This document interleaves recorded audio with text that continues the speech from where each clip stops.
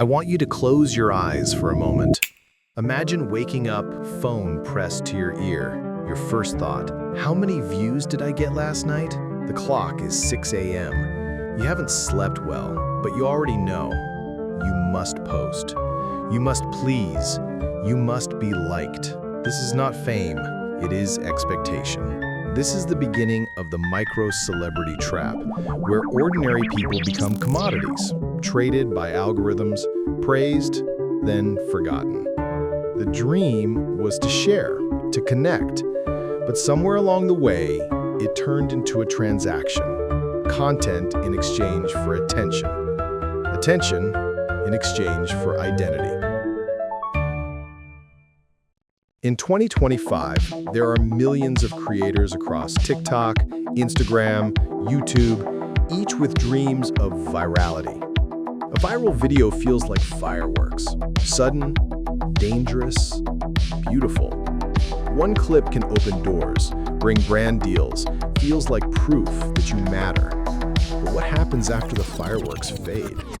Across the US, UK, Ireland, India, stories are emerging. Creators speak of burnout, of anxiety, of the pressure to always be on.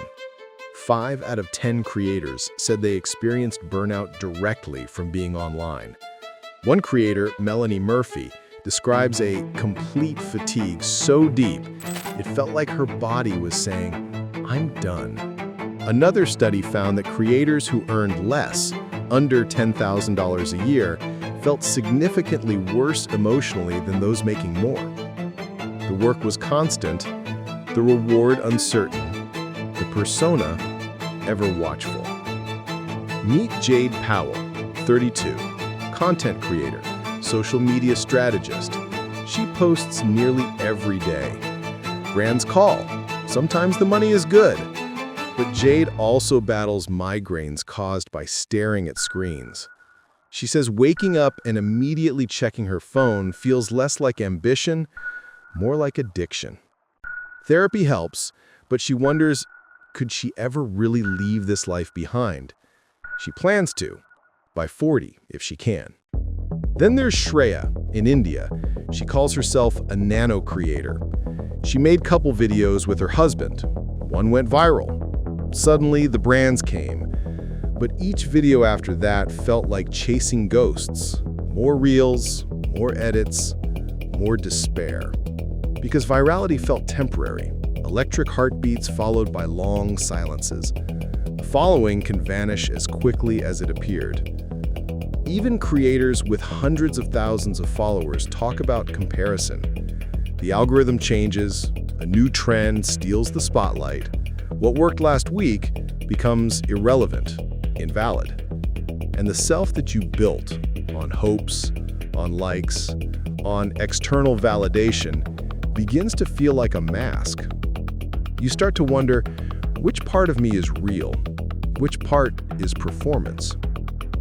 Algorithms are invisible judges. They reward spikes, penalize silence. Post often, stay relevant, engage with comments, reply, maintain, perform, and do it all with authenticity. Because authenticity is what the algorithm likes. Be real, they tell you, even as your real self gets edited, curated, optimized. Brands watch. They want reach. They want trends. You are seen not just for who you are, but for how many you bring in. A follower becomes currency. A screenshot becomes portfolio. A life becomes product. Yet, income is unstable. The same post that earns big today might be ignored tomorrow. The next trend, the next tweak in the algorithm, everything shifts. And you adapt, or you vanish. Mental health suffers. The boundary between work and rest blurs.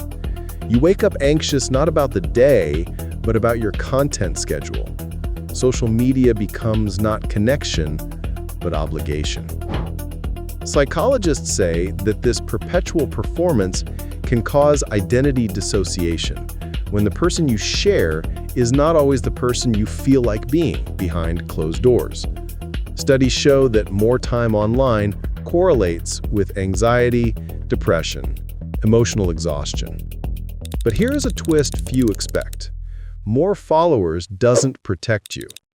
Sometimes it intensifies the loneliness. The more people watch, the more exposed you are to criticism, trolls, harassment, sleep loss. The cost of visibility is not just attention, it is vulnerability. Another surprise, quitting doesn't always help. Some creators step back, reduce content. Others try to go semi-viral, only occasionally. But once you build an audience, people wait. They expect. Absence is noticed. There is guilt in silence, as if disappearing is a failure. Still, many persist, because there is magic here. Connection, a comment from a stranger who feels seen, a duet that spreads laughter, a brand that lets you tell your real story. For some, this work is their art, their voice.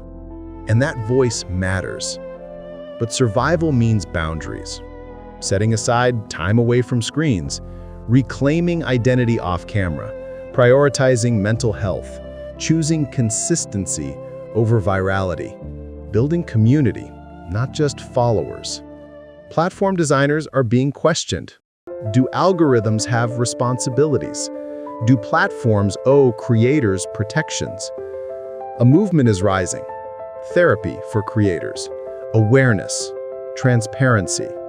The conversation is shifting, ever so slightly, from how to go viral to how to be okay when you do. So back to you.